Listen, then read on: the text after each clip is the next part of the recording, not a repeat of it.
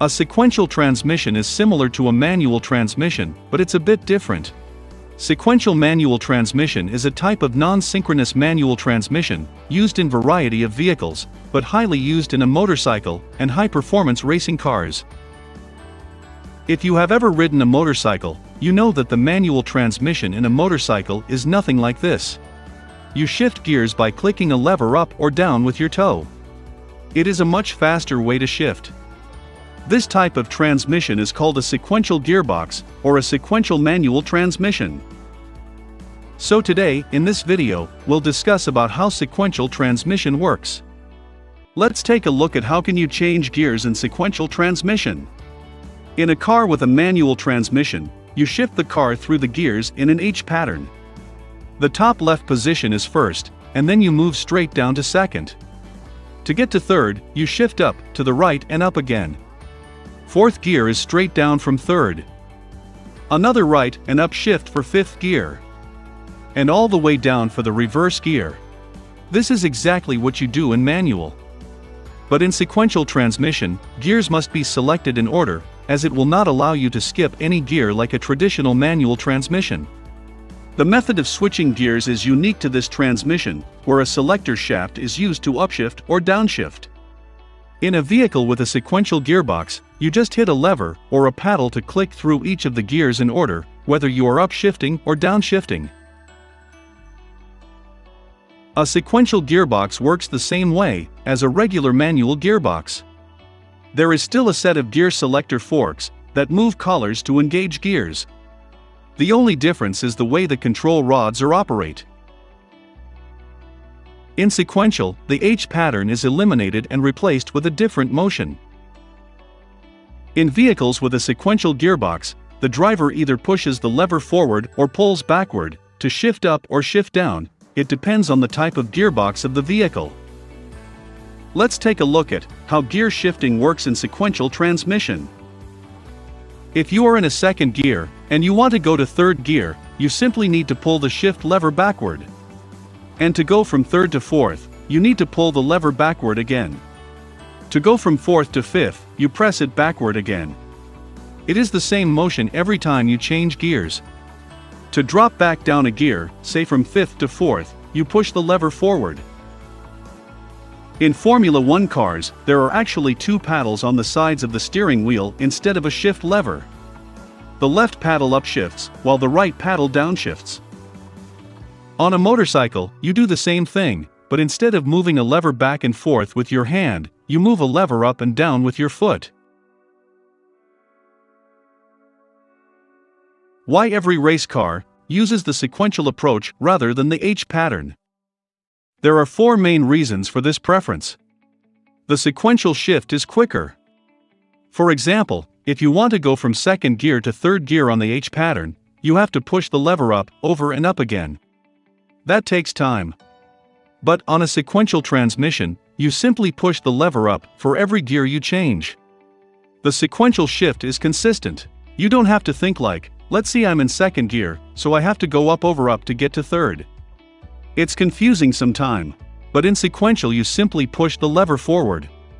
It's the same motion for every gear you change. The sequential shift has no surprises. If you miss-shift with the H pattern in a race, for example, downshifting to second when you meant to go to fourth, it is possible to blow up the engine. That can never happen with a sequential gearbox. The other advantage is that the sequential shift lever takes up less space in the race car cockpit. You only need space for the forward and backward motion of the lever, not left and right. Nearly all race transmissions use the sequential shift approach. The drum is rotated manually by a lever in the cockpit, or it is rotated by solenoids, pneumatics, or hydraulics that are activated electronically. In the electronic case, the driver has a pair of paddle switches on the steering wheel to control the mechanism and never have to move your hands from the steering wheel. Because of the advantages of the sequential approach, this type of transmission is starting to appear on cars in the high-end tuner market. A sequential manual transmission is not to be confused with a Tiptronic sort of automatic transmission. The Tiptronic system may duplicate the shift lever motion of a sequential gearbox. However, because a Tiptronic transmission is an automatic transmission at its core, it still has the torque converter and usually does not shift as quickly. How sequential transmission works on bikes.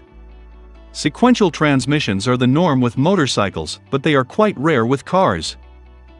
Most motorcycles have a non-synchronized 5 or 6-speed gearbox with a manual clutch. The gearbox is operated with a gearshift lever, which is moved with your foot. So, in order to shift up a gear, you open the clutch, put your foot under the lever, and pull it upwards until it stops. Then you release the clutch again. In order to shift down a gear, you push down the lever. If you are a little bit experienced, shifting up is also possible without the clutch. Just put some load on the lever, then briefly close the throttle. The drivetrain gets unwound for a moment, and the next gear kicks in. In order to shift down without clutch, you need to have very much feeling for adjusting the motor speed. Out of that reason, the industry has developed quick shift mechanisms, which allow shifting up and down without a clutch. A sequential gearbox has one odd problem: you cannot see which gear is engaged by the position of the gearshift lever. But most modern bikes have a gear indicator in the cockpit, which shows the gear that is currently engaged. Are sequential transmissions faster than other transmissions? As you can see, many high-performance car uses dual-clutch transmission.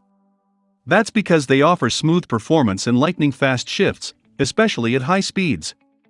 But do you know what is faster than DCT transmission? It's sequential. Sequential are significantly lighter and often more compact.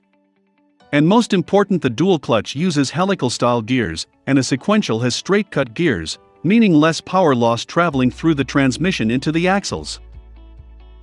It also uses dog teeth connectors to get from one gear to another, forcing the gears together instead of smoothly transitioning from one to another. Dog gears reduce less power than synchromesh ones. Because of these benefits, sequential transmissions are still commonly used in racing. Plus, every manual shifting motorcycle has a sequential gearbox.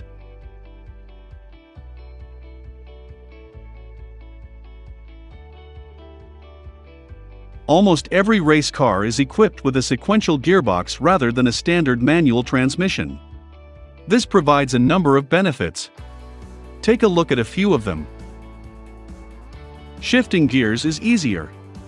The sequential gearbox does not require you to stop or slow down in order to change gears. Thus, you are able to increase or decrease your speed without stopping or experiencing a drop in speed. The mechanism is uncomplicated. In an H-pattern shifter, you have to be extremely dexterous to operate the gears. In a sequential gearbox, you simply push the lever upwards or downwards and the gear will have changed. You do not have to overthink and keep the gears in mind because of the simplicity of the mechanism. The gear changes occur sequentially. The mechanism is aptly named because you can change gears only in sequence. Jumping gears is impossible since you do not have direct access to each individual gear, as in a manual transmission. Smoother shifting. A sequential gearbox also prevents you from jumping gears when you are upshifting or downshifting. With a manual transmission, you can skip right from first to fourth gear if you want, though you will likely get some pushback from the car. With a sequential gearbox, you have no choice to skip gears. You have to move through each gear, and you'll enjoy much smoother shifting and performance. So that's it, thanks for watching. If you still have any questions, or I've missed anything, then let me know in the comments. Do tell me on what topic do you want to see next video.